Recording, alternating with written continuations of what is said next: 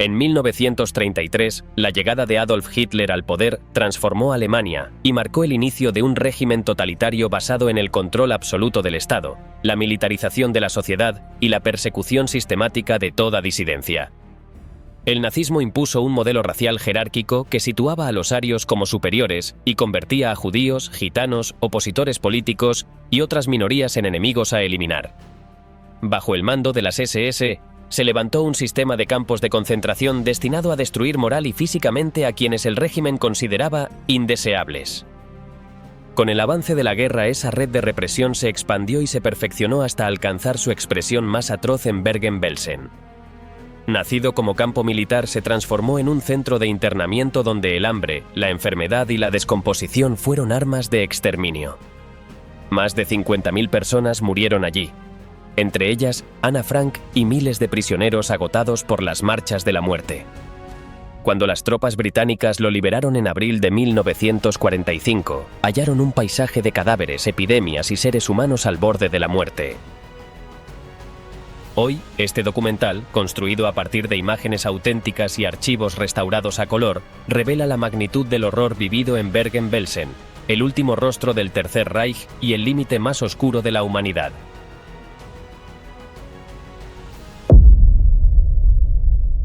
Los orígenes del sistema nazi, cuando el castigo se volvió política de Estado. En enero de 1933, Adolf Hitler fue nombrado canciller del Reich. Poco después, los nacionalsocialistas iniciaron un proceso de consolidación del poder que apuntó directamente a sus opositores. En este escenario, surgió la necesidad de crear instalaciones que permitieran controlar, castigar y reeducar a quienes se resistieran al nuevo régimen. La respuesta del Estado fue el establecimiento de campos de detención manejados inicialmente por formaciones paramilitares del partido. Entre los primeros en actuar se encontraron los destacamentos de las SA, que improvisaron centros de arresto en fábricas abandonadas, castillos y dependencias policiales. El sistema pronto fue formalizado. A partir de la primavera de ese año, las SS, bajo el mando directo de Heinrich Himmler, comenzaron a desarrollar su propio modelo de campo, separado de las estructuras improvisadas. En marzo, Himmler supervisó personalmente la apertura de un campo en Dachau, ubicado en las afueras de Múnich.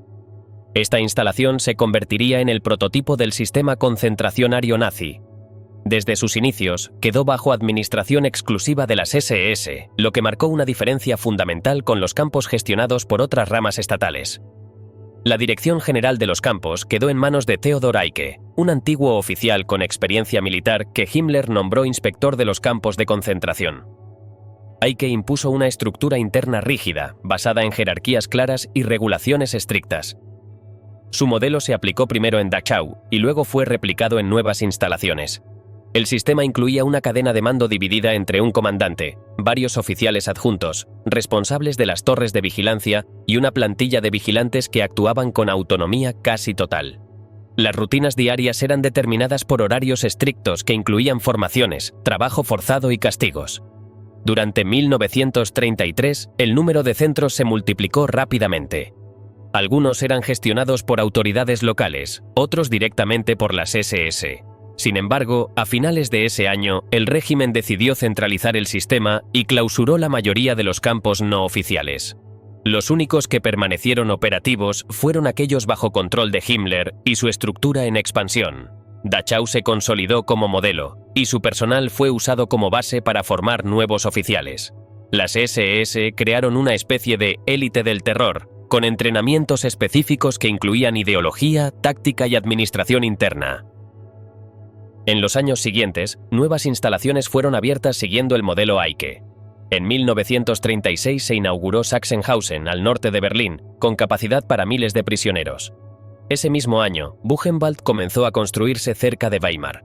Ambos fueron concebidos como campos permanentes, con barracones sólidos, torres de vigilancia, alambradas y zonas de trabajo. El diseño arquitectónico reflejaba una intención clara de permanencia y expansión. Ya no eran espacios improvisados, sino partes integradas del aparato estatal. La política represiva del régimen amplió el perfil de los encarcelados. A los opositores políticos, principalmente comunistas y socialdemócratas, se sumaron testigos de Jehová, gitanos, homosexuales y ciudadanos considerados asociales. Los criterios eran vagos y variables. En muchos casos, bastaba con la evaluación de la Gestapo para ordenar una detención. Estas decisiones se formalizaban mediante custodia protectora, un mecanismo legal que permitía el encierro indefinido sin juicio ni defensa. La violencia interna era parte esencial del sistema. Eicke autorizó el uso de castigos físicos extremos, trabajos forzados y aislamiento prolongado. Las SS consideraban que la brutalidad tenía un efecto educativo y que el terror era una herramienta legítima para garantizar la disciplina. Las palizas, el encierro en celdas oscuras, la exposición al frío o al calor y la humillación pública se convirtieron en rutinas normales. Estos métodos no solo estaban autorizados, sino que eran incentivados dentro de la lógica disciplinaria. A nivel ideológico, los campos funcionaban como espacios de reafirmación del poder nacionalsocialista. Los presos eran obligados a cantar himnos del partido, a rendir homenaje al Führer y a participar en formaciones militares. La arquitectura simbólica también reforzaba el dominio. Entradas con frases como «El trabajo libera», torres con banderas nazis, uniformes estandarizados para los prisioneros y un sistema de vigilancia constante que anulaba cualquier sentido de autonomía. Todo estaba pensado para quebrar física y mentalmente al detenido. Entre 1933 y 1939, el número de campos disminuyó en cantidad, pero aumentó en tamaño, sofisticación y brutalidad. El sistema dejó de ser una red improvisada y se transformó en una maquinaria bien articulada. Las cifras reflejan ese proceso. Mientras que en 1933 existían más de 50 centros, la mayoría fueron cerrados y reemplazados por grandes complejos como Dachau, Sachsenhausen y Buchenwald. En paralelo, el número de prisioneros aumentó y se diversificó. Para fines de 1938, miles de judíos también fueron internados, especialmente tras los eventos de la Noche de los Cristales Rotos. Esa noche, en noviembre de 1938, marcó una nueva fase en la violencia del régimen. Coordinada por las autoridades del partido, implicó la destrucción de sinagogas, tiendas y viviendas judías en todo el país. Más de 30.000 hombres judíos fueron arrestados y enviados a campos de concentración. Aunque muchos fueron liberados semanas después, esta operación demostró cómo el sistema podía ser usado como amenaza directa contra comunidades enteras. A partir de entonces, el encierro masivo de judíos se convirtió en una herramienta de presión política, económica y racial. En este contexto, comenzaron también los primeros experimentos con el trabajo esclavo. Las SS establecieron convenios con empresas estatales y privadas para usar mano de obra concentracionaria en tareas de construcción, mantenimiento y producción. El campo de Sachsenhausen, por ejemplo, fue utilizado para fabricar ladrillos en una planta adyacente. Esta relación entre el sistema económico del Reich y los campos anticipó el modelo que se expandiría durante la guerra. En 1935, en una región del norte de Alemania, comenzó a formarse un complejo militar que, años después, adquiriría notoriedad bajo el nombre de Bergen-Belsen. En ese momento no era aún parte del sistema de campos de concentración. Fue concebido como una instalación de entrenamiento para unidades militares y, más adelante, como campamento para prisioneros de guerra. Su desarrollo quedó en segundo plano frente a los grandes centros de detención como Buchenwald o Sachsenhausen. Sin embargo, su ubicación y estructura básica ya estaban definidas. Con el inicio de la guerra en septiembre de 1939, el sistema concentracionario adquirió un nuevo propósito dentro de la maquinaria del Reich. A partir de ese momento, la red de campos se vinculó cada vez más con las ambiciones expansionistas del régimen. La detención masiva de individuos ya no se limitó al interior del territorio alemán. En los primeros meses de ocupación de Polonia, la Policía de Seguridad y las SS organizaron arrestos colectivos de intelectuales, activistas y líderes sociales. Aunque muchos fueron ejecutados localmente, otros fueron enviados a campos en Alemania, donde pasaron a formar parte del universo concentracionario ya existente. En esos primeros traslados desde el este, el campo de Sachsenhausen recibió contingentes de polacos arrestados tras la ocupación. La categoría preso polaco fue añadida a la clasificación interna del sistema, junto con símbolos que permitían identificarlos con rapidez. Los uniformes de rayas incluían parches de colores según el grupo al que pertenecían. Las SS usaban ese sistema para controlar a los detenidos y aplicar castigos colectivos en función del origen o la peligrosidad asignada. Mientras el conflicto bélico avanzaba, el régimen aprovechó la cobertura de guerra para expandir sin restricciones sus prácticas represivas.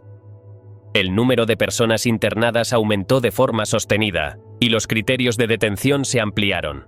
Ya no se requería siquiera un acto de oposición. La mera sospecha o pertenencia a una categoría considerada indeseable era suficiente para justificar el ingreso a un campo. En este contexto, las SS consolidaron su control administrativo y operativo sobre todo el sistema. Para coordinar la expansión, la inspección de campos de concentración fue reforzada y trasladada a Oranienburg. Desde esa sede, se gestionaban los informes sobre cada campo, se enviaban las directivas generales y se controlaban los procesos disciplinarios. El inspector general de los campos continuaba siendo Theodor Eicke, cuya autoridad se mantuvo hasta su muerte en 1943. Bajo su mando, la doctrina de castigo como método de control siguió vigente. Las ejecuciones públicas, los aislamientos prolongados y las golpizas masivas formaban parte del régimen interno. Durante este periodo, el campo de Ravensbrück fue inaugurado como centro exclusivo para mujeres. Se construyó en 1939 al norte de Berlín, con barracones diseñados especialmente para esa población. Aunque en sus inicios tenía una capacidad limitada, fue ampliado varias veces en los años siguientes. Las detenidas eran obligadas a realizar trabajos de confección, limpieza y construcción, en condiciones similares a las de otros campos. La apertura de este centro reflejó la intención de segmentar el sistema según género, función y nivel de vigilancia requerido. La radicalización del sistema también se reflejó en los criterios de ingreso. A fines de los años 30, los comandos regionales de la Gestapo tenían vía libre para ordenar detenciones preventivas sin necesidad de cargos concretos. Esa política fue especialmente dura con los llamados asociales crónicos, una categoría que incluía mendigos, desempleados, alcohólicos y mujeres consideradas promiscuas. En abril de 1938, una operación masiva ordenó la detención de miles de hombres bajo esa categoría. Muchos fueron enviados a Buchenwald o Dachau, donde eran sometidos a trabajos extenuantes y castigos constantes. Los homosexuales también fueron objeto de campañas específicas. El régimen intensificó las redadas y usó los campos como instrumento para corregir su conducta. En los registros internos, estos prisioneros eran marcados con triángulos rosas y a menudo eran segregados del resto. Las SS los consideraban especialmente peligrosos y solían someterlos a castigos ejemplares. Las tasas de mortalidad entre ellos eran más altas que el promedio. Durante este mismo periodo, las tensiones entre diferentes ramas del poder nazi quedaron en evidencia. Mientras las SS consolidaban su dominio absoluto sobre los campos, algunos sectores del ejército y del Ministerio del Interior expresaron reservas sobre ciertos excesos.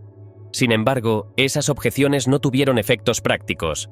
La concentración del poder en manos de Himmler y su aparato impidió cualquier control real. El sistema se mantuvo como una estructura paralela, cerrada y sin fiscalización externa.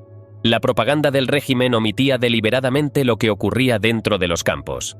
En el discurso público se hablaba de centros de trabajo o lugares de reeducación. Las visitas oficiales eran organizadas con antelación, se limpiaban las instalaciones y se instruía a los internos sobre cómo comportarse. Estas maniobras buscaban proyectar una imagen de orden, disciplina y corrección. Sin embargo, la realidad interna era completamente diferente, marcada por el castigo, la arbitrariedad y la explotación sistemática. En cuanto a la jerarquía interna, los campos funcionaban con una lógica autoritaria absoluta. Los comandantes tenían poder total sobre los presos y el personal. Las decisiones podían incluir castigos corporales, ejecuciones sumarias o reducciones de ración alimenticia. Muchos oficiales de las SS hicieron carrera dentro del sistema concentracionario, y su lealtad al régimen era recompensada con ascensos, premios y privilegios.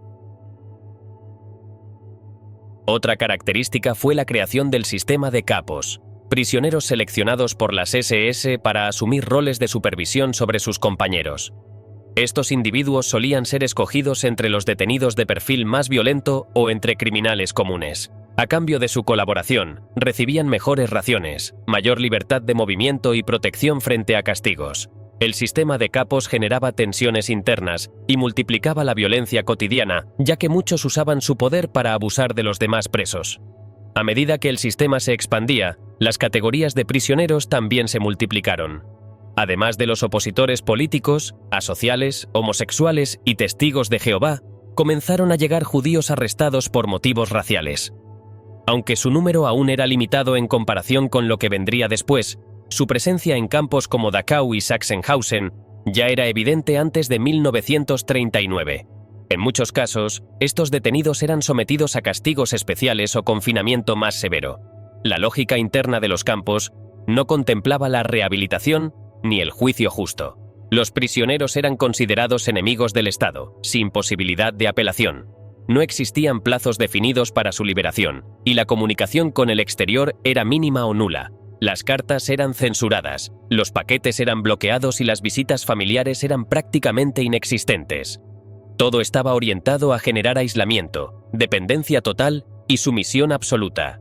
El entrenamiento del personal de vigilancia seguía normas ideológicas. Los guardias recibían instrucción política, ejercicios militares y normas de trato a los prisioneros.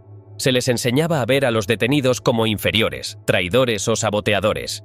Esta deshumanización era clave para justificar el uso sistemático de la violencia. La relación entre vigilante y preso no se basaba en reglas legales, sino en la obediencia absoluta a la estructura de mando y la ideología nacionalsocialista. En paralelo, las SS comenzaron a documentar con detalle cada aspecto del funcionamiento de los campos. Se llevaban registros de ingreso, categorías, castigos aplicados y muertes ocurridas. Estos archivos eran enviados periódicamente a la central en Oranienburg. La burocracia del terror no dejaba nada al azar. Cada campo tenía oficinas de registro, departamentos médicos, áreas de trabajo y zonas de castigo, todo estructurado con precisión militar. Para fines de 1939, el sistema concentracionario alemán operaba como un instrumento fundamental del Estado nacionalsocialista. Aunque aún no existía una política de exterminio sistemático, los elementos clave ya estaban presentes: detención sin juicio, castigo brutal, trabajo forzado y represión ideológica. El aparato funcionaba con eficiencia, lealtad interna y respaldo total de la cúpula del partido. La expansión territorial generada por la guerra ofrecía ahora nuevos escenarios para replicar este modelo, ya fuera en el este ocupado o en otras regiones bajo control alemán. El reino del hambre, la lenta transformación del cautiverio en muerte. Con el inicio de la guerra, el mapa de detenciones se transformó por completo. Prisioneros de guerra, civiles capturados en redadas y opositores políticos fueron enviados a los primeros campos ya operativos. Los testimonios coinciden en que los oficiales nunca ofrecían información sobre el destino ni explicaciones sobre las razones de la detención. A bordo de trenes con vigilancia constante, muchos detenidos pasaron por semanas de espera en estaciones remotas antes de ser llevados al lugar asignado. Bergen-Belsen, utilizado inicialmente como instalación militar, empezó a funcionar como campo de internamiento temporal para soldados enemigos. Sin embargo, al avanzar la guerra, su función se modificó por completo.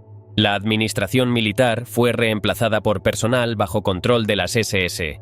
El espacio fue acondicionado con barracones vacíos y cercas adicionales. Las estructuras originales resultaron insuficientes para contener la cantidad creciente de reclusos. Los deportados eran identificados al llegar mediante un sistema de números que se asignaban en fichas. En los primeros meses no existía una sistematización clara. En varios campos del sistema se omitió el registro de identidad completa, lo que dificultó la comunicación entre familiares. La ropa civil fue retirada a la mayoría. Algunos declararon que recibieron uniformes de soldados enemigos, con insignias arrancadas. Los franceses capturados en los primeros meses de 1940 fueron transportados en grupos desde campos provisionales hasta instalaciones como Belsen. Uno de ellos describió cómo al llegar fueron obligados a esperar horas en el exterior mientras se realizaban inspecciones por parte de la guardia. Durante el invierno, esa práctica se mantuvo, sin importar la temperatura. A muchos se les ordenó dormir directamente sobre el suelo durante los primeros días. Solo después se les asignó espacio en barracas compartidas. La administración colocaba hasta 50 personas por habitación. Las literas eran de madera sin colchones. Las mantas, escasas, eran compartidas por pares. Las condiciones de higiene se deterioraron con rapidez. Los lavabos no tenían agua corriente y los cubos para desechos no se vaciaban con regularidad.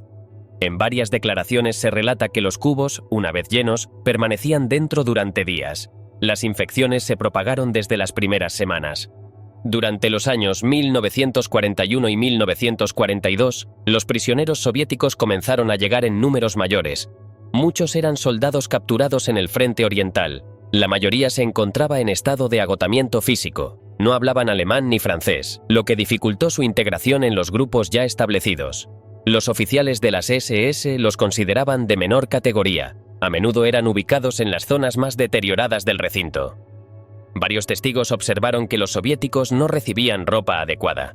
Algunos seguían usando prendas rotas del frente. La mortalidad entre ellos fue elevada desde los primeros meses. Las causas más comunes fueron infecciones intestinales, pulmonía y desnutrición avanzada. Los registros citados en el libro incluyen un testimonio en que se relata la llegada de más de 1.200 prisioneros rusos a un campo que ya superaba su capacidad. En ese caso, los nuevos deportados fueron colocados en una zona descubierta. Pasaron 3 noches a la intemperie sin refugio, en pleno noviembre. Tras ese episodio, más de 100 murieron en la primera semana. Las autoridades no tomaron medidas para modificar el alojamiento. Las bajas fueron registradas pero no notificadas a las familias. A lo largo de este periodo, se mantuvo la práctica de separar a los prisioneros por nacionalidad o idioma. Los polacos eran alojados en barracas contiguas, pero sin contacto con los internos belgas o franceses. La razón oficial alegada era de control disciplinario. Sin embargo, algunos sobrevivientes afirman que se trataba de evitar la solidaridad entre grupos.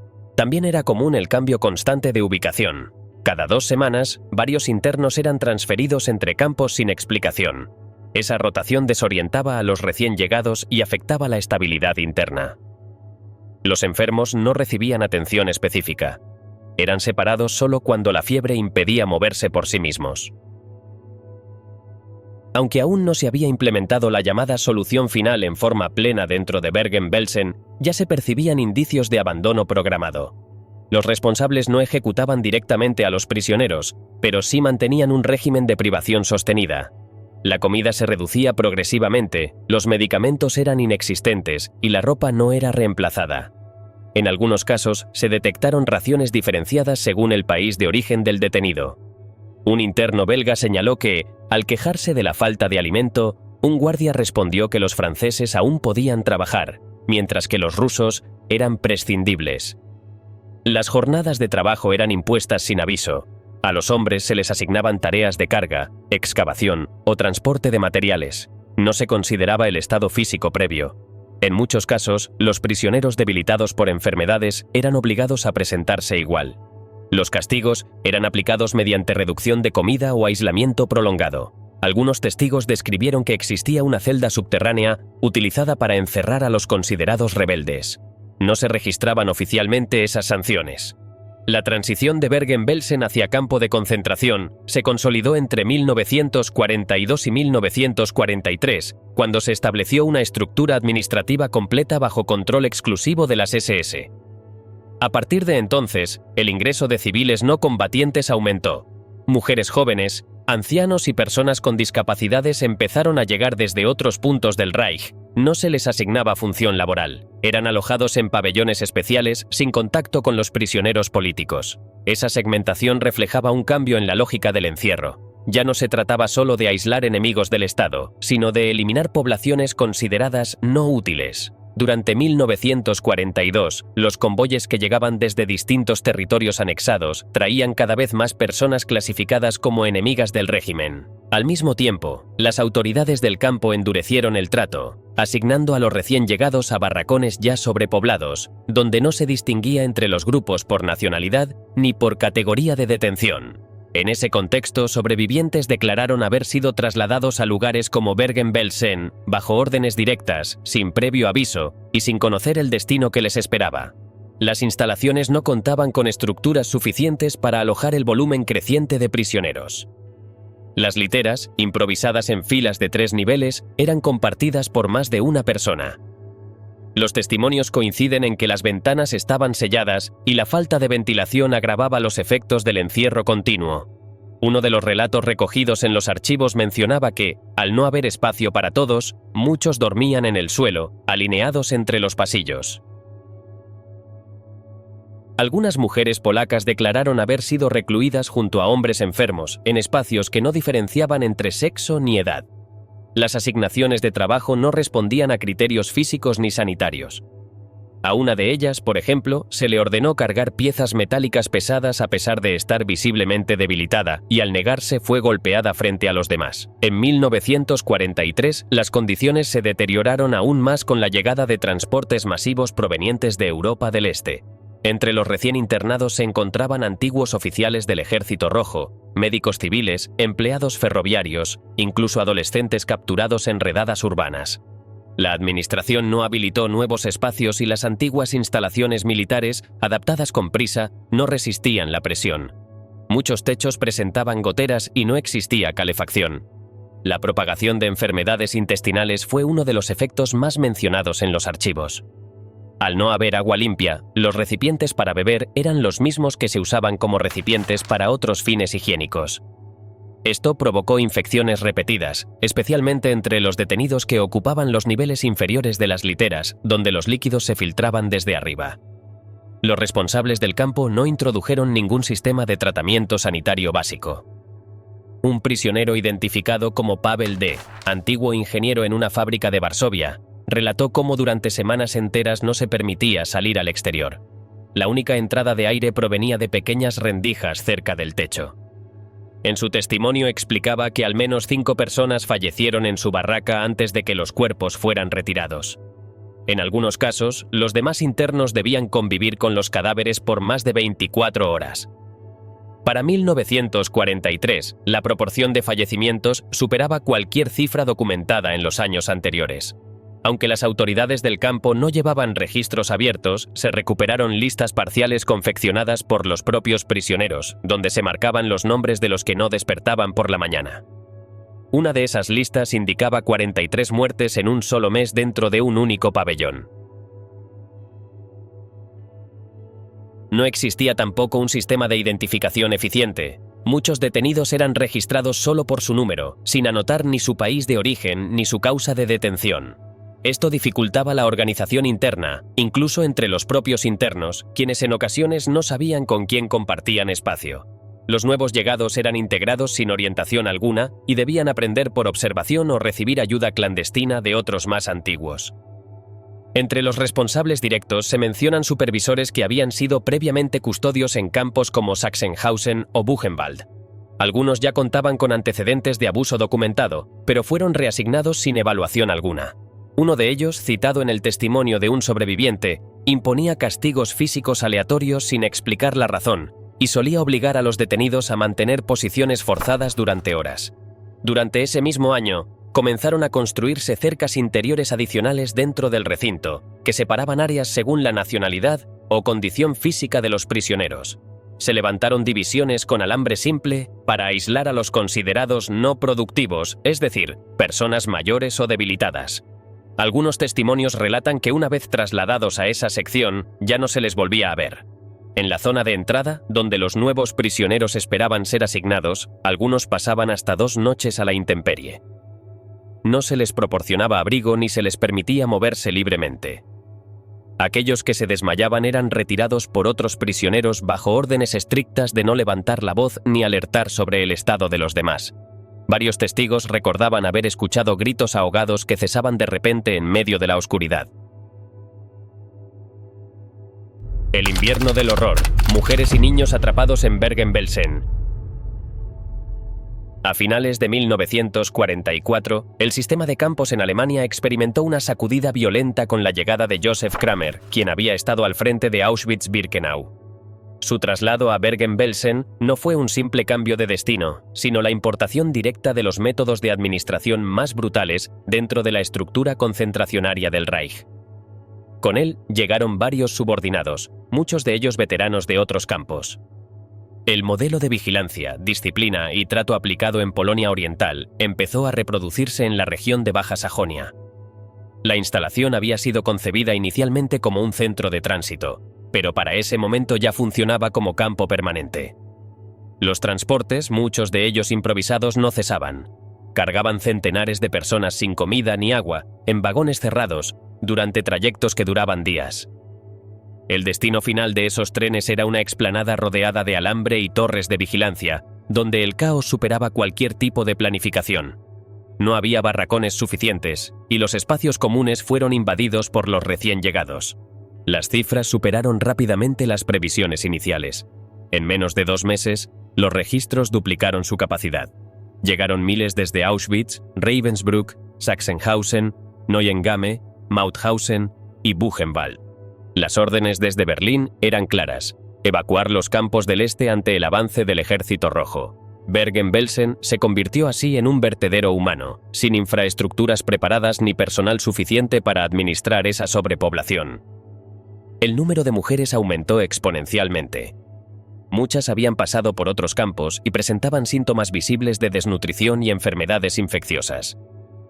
Algunas eran madres, pero los niños menores de 15 años eran separados desde el ingreso, alojados en barracones diferentes donde se acumulaban sin camas ni ropa adecuada. La mayoría no resistía más de unas semanas. El terreno se volvió un lodazal donde los pies se hundían en el barro y los cuerpos sin vida yacían por días sin ser retirados. En los diarios redactados por prisioneras se repetía una constante: la falta total de higiene. No existía jabón, los retretes colapsaron en cuestión de días y las mujeres compartían trapos sucios como único recurso sanitario. Los piojos eran omnipresentes. La epidemia de tifus se propagó sin control desde el primer mes. El equipo médico del campo, reducido a unos pocos internos con conocimientos básicos, no tenía medios para contener el brote. Kramer restringía el suministro de alimentos bajo el pretexto de disciplina. El pan llegaba mohoso y cortado en rebanadas que se repartían entre 5 o 6 personas.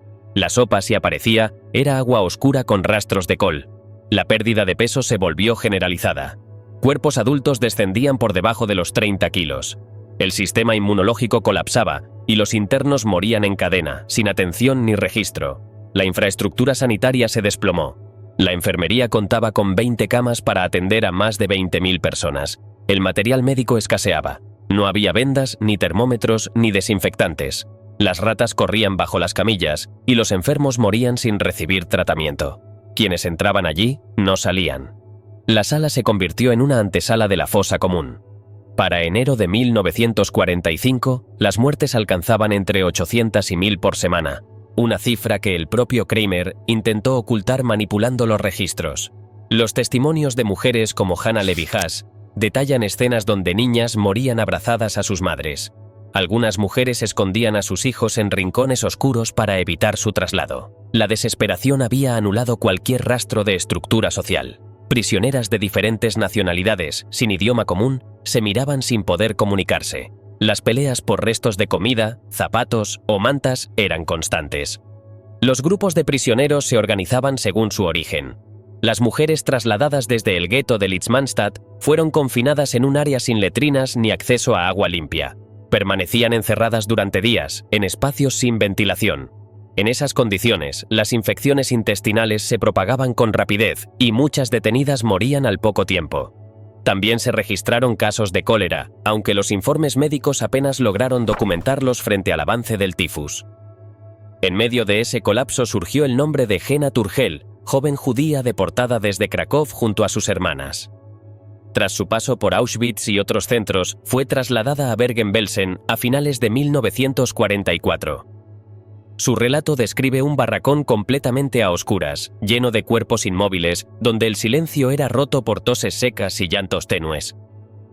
Hena fue asignada a la enfermería, donde asistió a mujeres agonizantes sin conocimiento médico. Una de ellas había perdido a sus 2 hijas en el trayecto. Otra deliraba por fiebre y fue arrastrada fuera por los guardias. Nadie volvió a verla.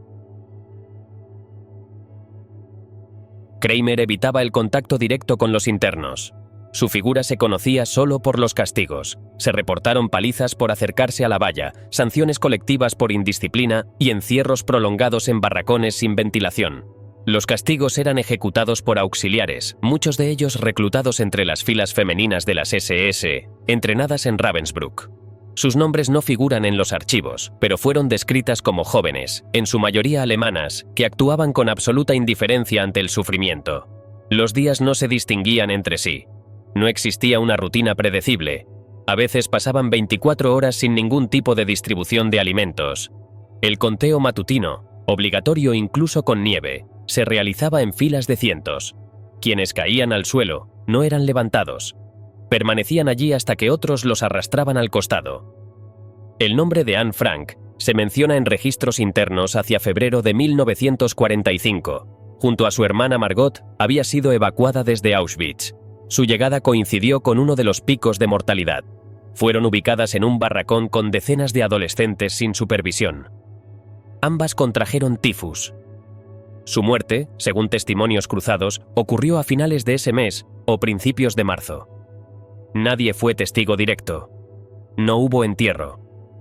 El cuerpo fue apilado con los demás. El frío persistente agravó la situación. No había calefacción. Las mantas estaban infestadas. Algunas internas dormían en el suelo, sobre cartones. La ropa no se cambiaba en semanas. En esas condiciones, el tifus arrasó sin obstáculos. Las cifras oficiales hablaban de 18.000 muertos en 3 meses. Los archivos del campo, sin embargo, omitían decenas de nombres por falta de personal que los anotara.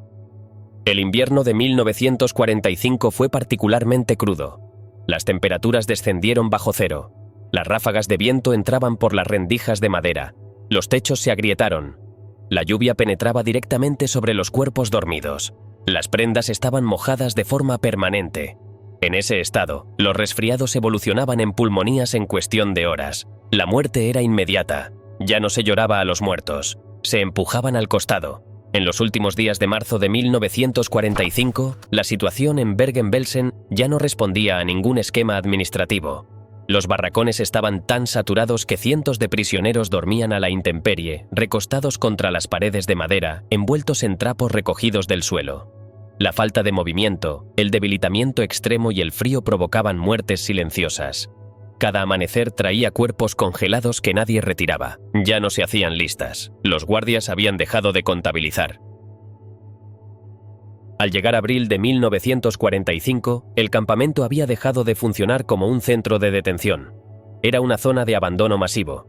Los responsables sabían que no había retorno, y las órdenes desde Berlín ya carecían de valor. El colapso era total.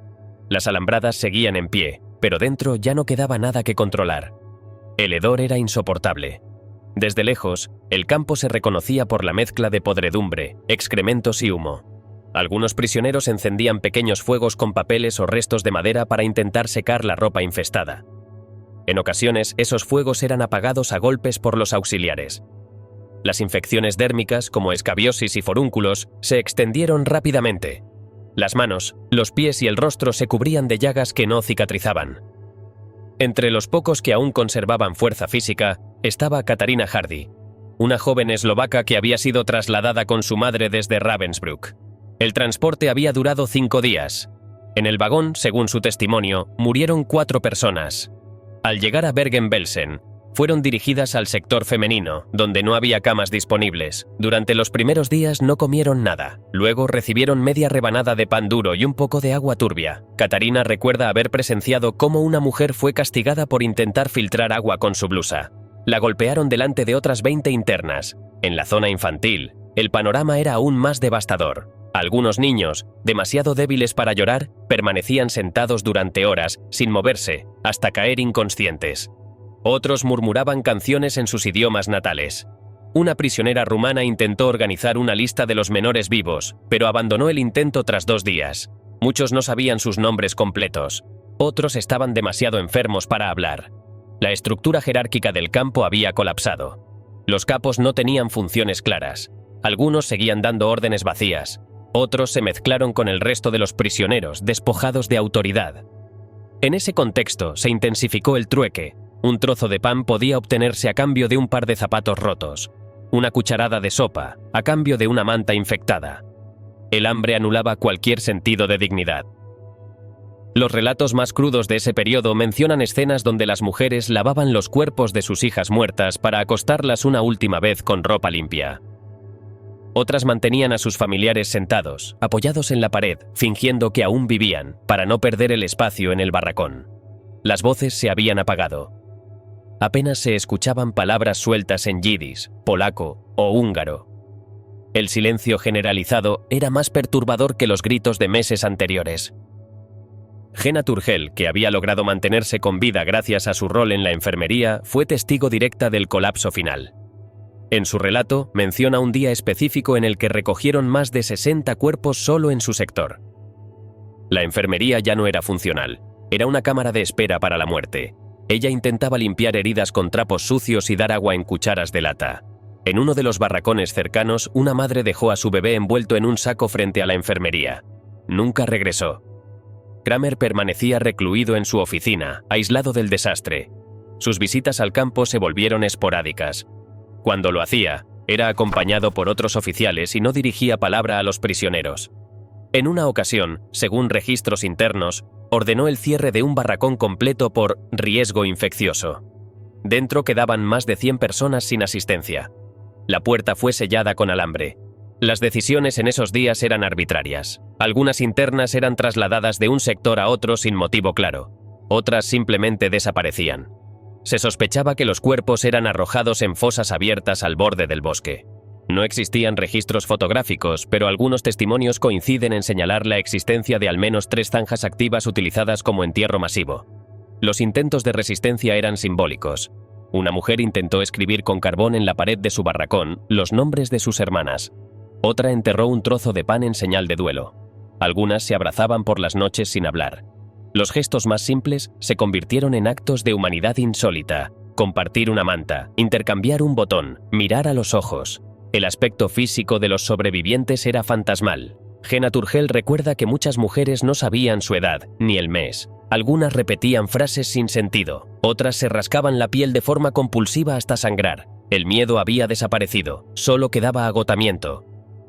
Algunas querían morir. Otras ya no distinguían la diferencia entre dormir y perder el conocimiento. En los últimos días antes de la liberación, según testimonios, se observó a algunos oficiales destruyendo documentos. Otros simplemente abandonaron sus puestos. Las guardias femeninas, en su mayoría jóvenes, se quitaban el uniforme y lo escondían bajo la ropa de las internas. Se anticipaban a una posible intervención exterior. Los disparos al aire eran frecuentes. Algunos internos pensaban que se acercaba una ejecución masiva. La figura de Joseph Kramer reapareció brevemente, intentando organizar una distribución tardía de alimentos. Llegaron varios camiones con pan y conservas, pero la entrega fue caótica. Se generaron avalanchas, hubo enfrentamientos. Algunas mujeres murieron aplastadas mientras intentaban alcanzar una lata de sopa. El convoy no regresó. En ese contexto de ruina, los pocos supervivientes comenzaron a formar pequeños grupos.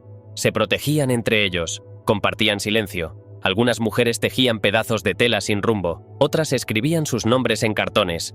Aún no sabían que estaban a días del fin. Bergen-Belsen ya no era un campo, era un cementerio abierto, sin orden ni ley. La hora de la verdad. Bergen-Belsen liberado. El 15 de abril de 1945, a primera hora de la mañana, unidades del 11º Cuerpo del Segundo Ejército Británico avanzaron hacia las cercanías del campo de Bergen-Belsen. La operación se llevó a cabo bajo el mando del general Brian Horrocks y fue dirigida por la 63ª Brigada bajo órdenes del brigadier Glyn Hughes. Hacía solo unos días que los británicos habían recibido una propuesta alemana para entregar el campo sin resistencia, y aunque inicialmente fue recibida con desconfianza, pronto se organizaron patrullas para comprobar su veracidad.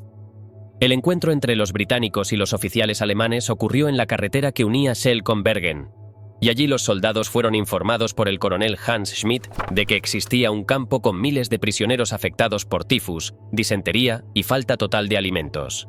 Las primeras tropas que cruzaron el perímetro del campo lo hicieron con una mezcla de cautela e incredulidad. La zona que rodeaba las instalaciones estaba repleta de barracones improvisados, torres de vigilancia abandonadas y cercas sin vigilancia activa. Los soldados de la 249ª Brigada del Royal Army Medical Corps, acompañados por unidades del 113 Light Anti-Aircraft Regiment, descubrieron de inmediato una situación que superaba cualquier previsión. A escasos metros de la entrada principal, los vehículos se detuvieron ante la presencia de cuerpos tendidos en el suelo, muchos de ellos desnudos, otros en avanzado estado de descomposición. Los soldados tuvieron que apartarlos para poder continuar. A lo largo de ese día y los siguientes, los británicos recorrieron las distintas secciones del campo. Bergen-Belsen estaba dividido en sectores.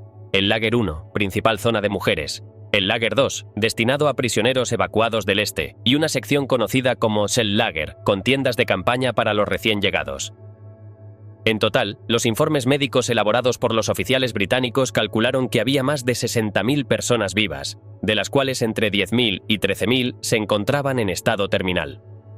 Durante las primeras 48 horas, las muertes se contaban por centenares. Según el diario del teniente Michael Hargrave, médico recién graduado asignado al equipo de intervención, en el primer día murieron cerca de 500 personas, cifra que se mantuvo constante durante los 10 días siguientes. La tarea inmediata consistió en establecer una cadena de asistencia básica. Se improvisaron puestos de atención médica en camiones y tiendas, se instalaron unidades móviles de desinfección y se trazaron rutas para el transporte de enfermos a zonas más estables. Sin embargo, los recursos eran limitados. Los médicos del Royal Army Medical Corps trabajaron junto con voluntarios holandeses y soldados que no tenían formación sanitaria. A los primeros 5 días del ingreso, Hargrave anotó en su libreta que su equipo ya había intervenido en más de 900 pacientes, de los cuales la mayoría sufría infecciones derivadas de la desnutrición y la falta de higiene. El tifus exantemático, la disentería bacteriana, el escorbuto y diversas formas de tuberculosis fueron diagnosticadas en casi todos los sectores del campo. Además de la atención médica, los británicos se enfrentaron al problema de los cuerpos sin sepultura. El número era tan elevado que no existían medios inmediatos para enterrarlos de forma convencional. En una de las primeras decisiones tomadas por el comando aliado, se ordenó a los antiguos guardias alemanes y al personal administrativo del campo que colaboraran en el enterramiento de los cadáveres. Bajo vigilancia armada, decenas de hombres con uniformes de las SS fueron obligados a cavar fosas comunes y a cargar cuerpos bajo supervisión directa. Esta tarea se convirtió en parte de la documentación audiovisual realizada por las unidades del ejército y se convirtió en uno de los elementos más difundidos por la prensa británica semanas después. El shock emocional que sufrieron los soldados fue registrado en los informes de inteligencia y en los diarios personales de varios oficiales. Muchos declararon no haber presenciado nada similar antes. Hargrave describió la sensación de caminar entre barracones con techos colapsados, colchones podridos y personas que ya no podían hablar ni moverse. El hedor era constante, y algunos miembros de las tropas debieron ser retirados por presentar vómitos incontrolables. En uno de los patios centrales, los médicos improvisaron una estación de triaje con una lona colgada entre 2 postes, donde clasificaban a los enfermos según el grado de posibilidad de supervivencia. A medida que avanzaban los días, se intensificaron los esfuerzos por documentar la escena. Las divisiones de inteligencia británica, junto con cámaras del ejército, filmaron cada rincón del campo. Se tomaron fotografías aéreas, planos del terreno y se grabaron entrevistas breves con algunos supervivientes. El objetivo era crear un archivo que permitiera informar a las autoridades y medios internacionales. Algunas de esas imágenes fueron utilizadas durante las sesiones preparatorias del juicio de Nuremberg. El general Horrocks ordenó que ningún civil alemán pudiera declarar ignorancia sobre lo sucedido. Para ello, organizó visitas guiadas de habitantes de los pueblos cercanos. En grupos de 20, hombres y mujeres de Bergen y Shell fueron trasladados al campo, conducidos entre las pilas de cuerpos y expuestos a los informes elaborados por los médicos. Esta medida buscaba que la población local confrontara directamente lo que había ocurrido en su entorno inmediato. El general británico señaló en sus memorias que esa decisión fue una de las más difíciles, pero también una de las más necesarias. En los primeros 15 días tras la liberación, fallecieron más de 13.000 personas, muchas de ellas demasiado debilitadas para soportar el cambio de condiciones. El equipo médico, encabezado por Hargrave, improvisó espacios de atención en tiendas de campaña ante el colapso de los barracones originales. El equipo de desinfección aplicó polvo de DDT en las ropas, mantas y paredes de las instalaciones. Se quemaron colchones, se destruyeron barriles con agua contaminada y se clausuraron letrinas con cal. Aún así, el riesgo de propagación del tifus persistió durante semanas. El 30 de abril, los mandos británicos ordenaron la construcción de un nuevo campamento provisional a unos 2 kilómetros del original, donde los supervivientes fueron trasladados por etapas. Esta zona fue bautizada como Camp 2 y fue administrada por oficiales de sanidad bajo supervisión directa del Ministerio de Guerra. El 1 de mayo, el número total de soldados y personal médico asignado a Bergen-Belsen alcanzaba los 800 efectivos. Además de británicos, había voluntarios de la Cruz Roja Sueca, médicos canadienses y personal de apoyo logístico del ejército polaco. La presencia internacional fue reflejada en los registros de la War Office, que describieron la operación como una de las más complejas en terreno enemigo. El descubrimiento de Bergen-Belsen marcó un punto de inflexión en la percepción del conflicto. La prensa británica publicó los primeros reportes el 19 de abril, acompañados de imágenes capturadas por los equipos de filmación del ejército. En editoriales del Times y del Daily Telegraph se describía la escena como un crimen de dimensiones desconocidas. Las palabras más repetidas en esos días fueron inconcebible y monstruoso. Sin embargo, los testimonios médicos, los registros gráficos y la voz de los propios soldados comenzaron a configurar una realidad irrefutable. En los días posteriores al 15 de abril, los mandos británicos comenzaron a estructurar la administración temporal del campo. La dirección sanitaria fue asumida por el brigadier Glyn Hughes, quien delegó funciones logísticas al coronel James Johnston y al teniente coronel M.W. Gonin. Bajo su coordinación, se establecieron turnos médicos permanentes, con rotaciones cada 12 horas, y se inició un registro de pacientes que permitiera distribuir la atención en función del estado físico de cada persona. El número de camas disponibles era limitado, por lo que los médicos optaron por asignarlas solo a quienes tuvieran posibilidades reales de sobrevivir. Los casos considerados irreversibles fueron trasladados a una zona de cuidados paliativos improvisada en el antiguo bloque de oficiales. Allí, el equipo liderado por Hargrave documentó más de 400 muertes en apenas 5 días. Cerca del 75% de los prisioneros liberados presentaban enfermedades infecciosas activas, según los informes médicos. Para contener la propagación del tifus, se recurrió incluso al uso de lanzallamas para eliminar materiales contaminados. El 19 de abril se habilitó el área de Houne, antigua zona militar alemana cercana al campo, como centro de evacuación médica. Allí se trasladaron cerca de 15.000 supervivientes en camiones adaptados con camillas. Los más debilitados fueron atendidos por personal británico y voluntarios de la Cruz Roja Sueca. La falta de medicamentos, especialmente antibióticos, obligó a emplear métodos rudimentarios como lavados gástricos, cataplasmas y soluciones salinas. El control sanitario también incluyó la vacunación de los soldados británicos. Se distribuyeron dosis contra el tifus, el cólera y la disentería a toda la tropa. En paralelo, se tomaron medidas para limitar el acceso al campo. Solo personal autorizado podía ingresar a ciertas áreas y se establecieron perímetros de seguridad con acceso restringido. Estas acciones buscaban evitar el contagio masivo y preservar la operatividad del equipo médico. Las divisiones de inteligencia británica filmaron cada rincón del campo, incluyendo barracones colapsados, cuerpos apilados y sobrevivientes sin fuerzas. Parte del material fue dirigido por el cineasta Billy Wilder y el fotógrafo George Roger. Las imágenes fueron editadas en Londres y difundidas en noticieros estadounidenses, y también utilizadas como evidencia en los juicios de Nuremberg. Entre los visitantes que recorrieron el campo tras la liberación, se encontraba el rabino Leslie Hartman, capellán del ejército británico, quien ofició ceremonias fúnebres para las víctimas. En su diario personal, describió la escena como un paisaje de muerte continua.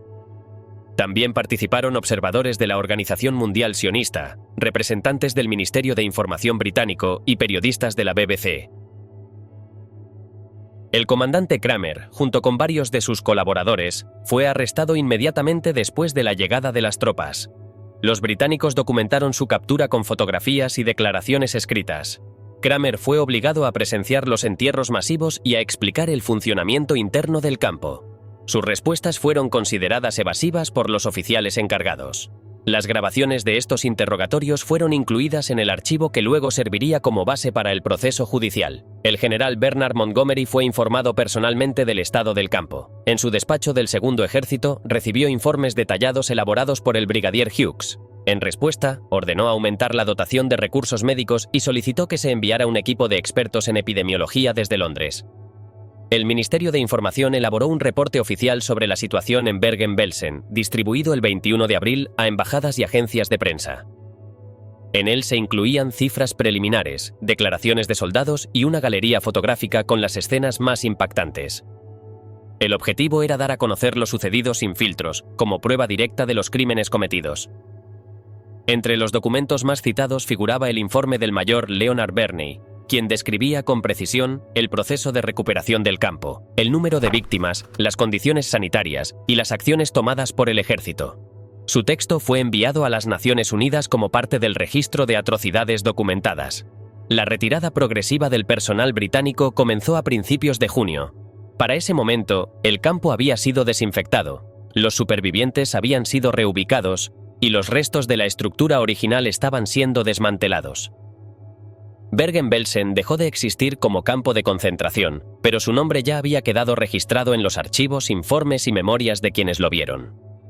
A partir de ese instante, el mundo no pudo volver a mirar hacia otro lado. Entre la justicia y el silencio, el largo eco del crimen nazi. El 17 de septiembre de 1945 se constituyó el Tribunal Militar Británico en Lüneburg para iniciar el proceso judicial contra quienes habían estado a cargo del campo de Bergen-Belsen y, en menor medida, de Auschwitz. Joseph Kramer encabezaba la lista de los 45 acusados. Junto a él se sentaban 16 mujeres, la mayoría exguardias de la SS en funciones de vigilancia o administrativas. Otros procesados habían formado parte del personal médico del campo o habían sido prisioneros con responsabilidades internas que colaboraron con los alemanes. El juicio, oficialmente denominado el Proceso Belsen, duró casi 2 meses.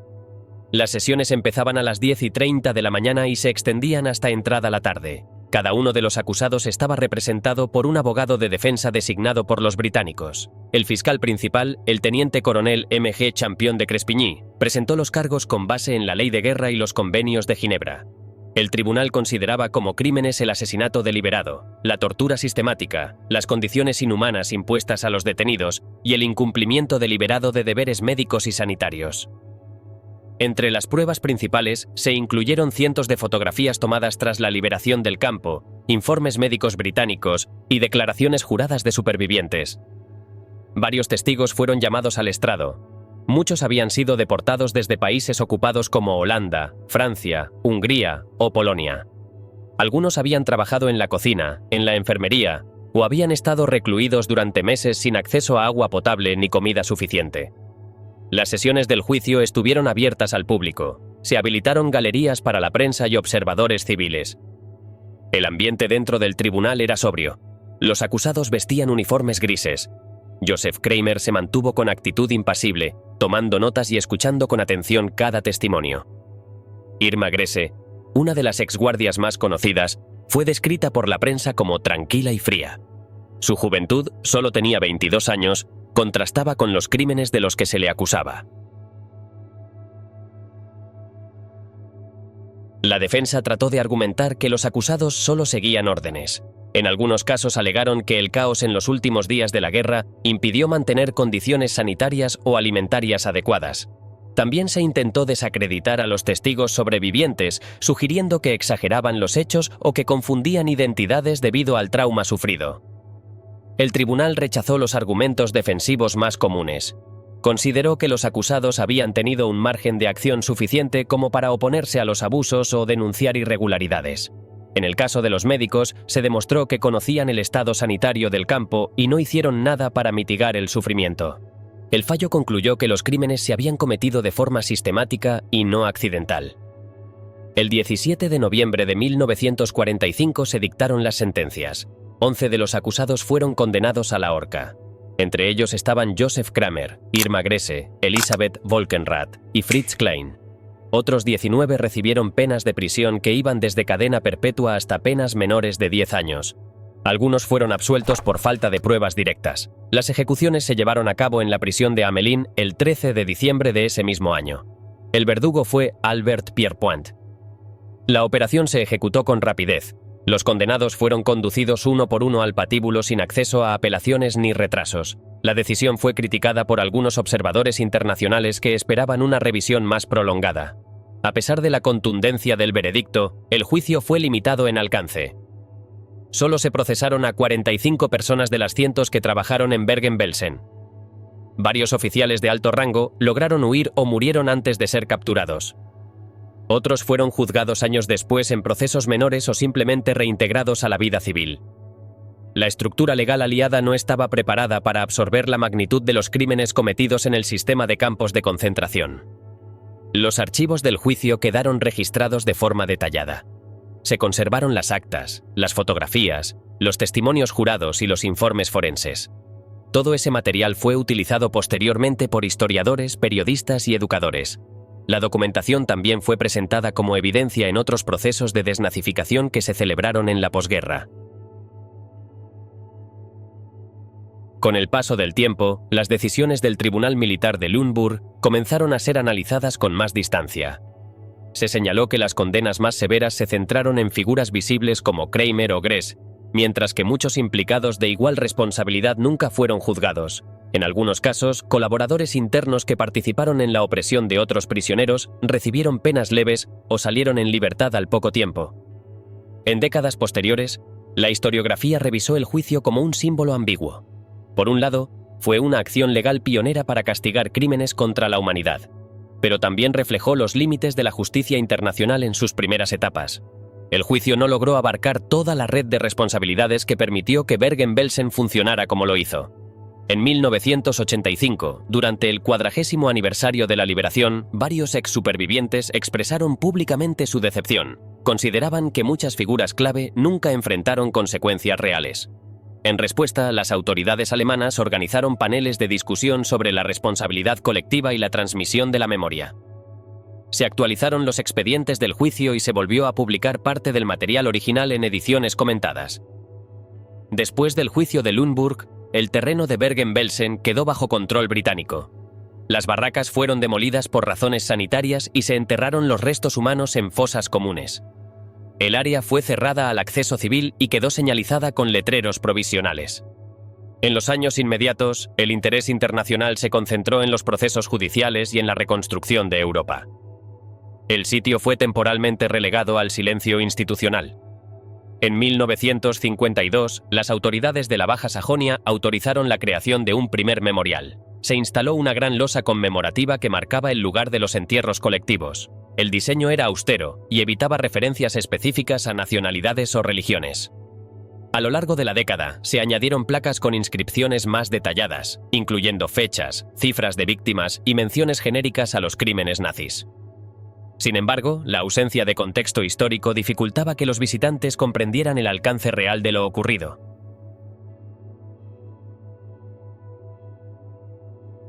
En este escenario de memoria parcial y silenciosa, durante los años 60 historiadores comenzaron a documentar sistemáticamente la historia de Bergen-Belsen, recuperando archivos y testimonios que permitieron reconstruir su evolución de campo de prisioneros a campo de concentración. En 1966 se inauguró un pequeño centro de documentación, aunque con recursos limitados y escasa difusión pública. En las décadas de 1970 y 1980, el debate sobre la memoria del Holocausto cobró fuerza en Alemania Occidental. Las asociaciones judías y de exdeportados impulsaron una revisión del memorial, pese a la resistencia de sectores conservadores. En 1985, el 40º aniversario de la liberación marcó un cambio. Se enfatizó la memoria como advertencia histórica. En los años 90 se rediseñó el sitio con un nuevo enfoque educativo e inclusivo hacia todas las víctimas. Finalmente, en 2007 se inauguró el moderno centro de documentación Bergen-Belsen, gestionado por la Fundación Memoriales de Baja Sajonia, con apoyo estatal y recursos multilingües y digitales.